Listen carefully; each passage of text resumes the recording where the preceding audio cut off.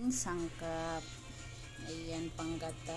Tapos, ayan ang alagbati at saka dahon sa talbos. So, ayan ang bawang at saka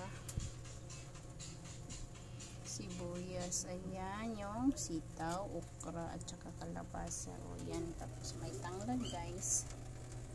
Ayan guys, nilagay na natin ang sibuyas at saka 2 pirasong bawang, tapos kalabasa, tapos tanglad, tapos asin, para maglasa. Tapos plain na tubig lang po yan siya guys, ha. Ayan na guys, malambot na. Ilagay na natin ang talong. Ayan, talong.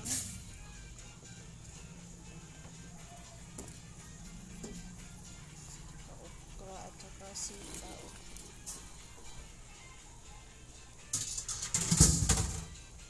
Tapos yung isda. Para masarap. Yan, mamaya ilagay natin yung gata pag luto na yung ano.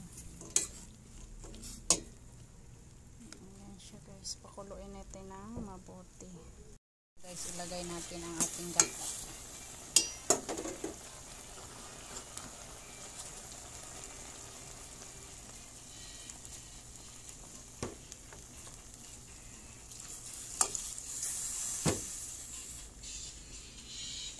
Yung talbos ng kamote at saka alagbati.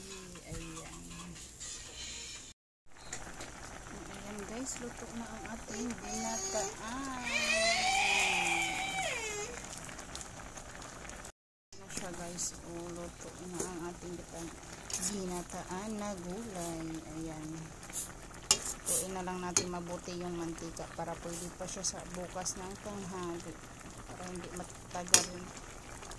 matagal mapanis. Ayan siya guys. Sarap to kasi maanghang-anghang. Ang daming gulay. Thank you for watching guys.